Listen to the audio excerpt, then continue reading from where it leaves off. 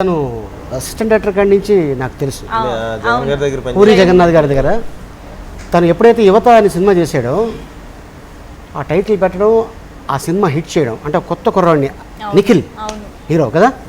So మేము super cinema చేస్తున్నప్పుడు ఈ సినిమా రిలీజ్ అయింది. అప్పుడే సినిమా రిలీజ్ అయిన తర్వాత అవ్వగానే జనరల్గా ఏంటంటే ఒక 3 సినిమాలు చేసిన తర్వాత డైరెక్టర్కి నేమ్ వస్తుంది. ఫస్ట్ సినిమానే తను సిక్సర్ కొట్టాడు. సో కొత్త హీరోతోటి పూరి గారు అసిస్టెంటు.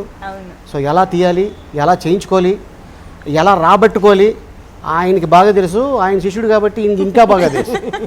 పైగా ఒకే ఊరు, పక్కపక్కనే రిలేటివ్స్ కదా, రిలేటివ్స్ అవుతారు జగన్ గారు, పూరి గారు. నాకు ఎక్కడంటే కాన్ఫిడెంట్ ఈ సినిమా మీద, నా క్యారెక్టర్ గురించి కాదు.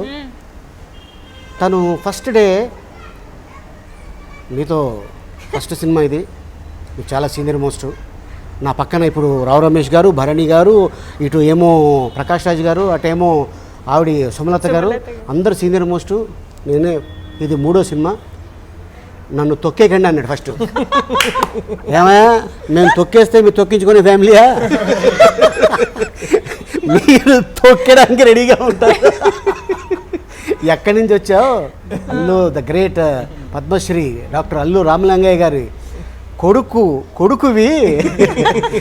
ఆయన కొంత ముదురైతే వీళ్ళన్న దేశముద్రు, ఇది మహాముద్రు. నేను ఆనంద్. ఈ భూమన్నా, ఈ భూమి మీద ఏ సృష్టి అన్నా నాకు చాలా ఇష్టం.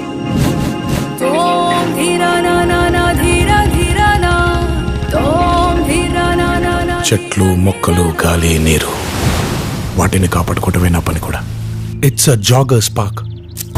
213 చెట్లు ముంబైకి చాలా ఆక్సిజన్ సప్లై చేస్తుంది.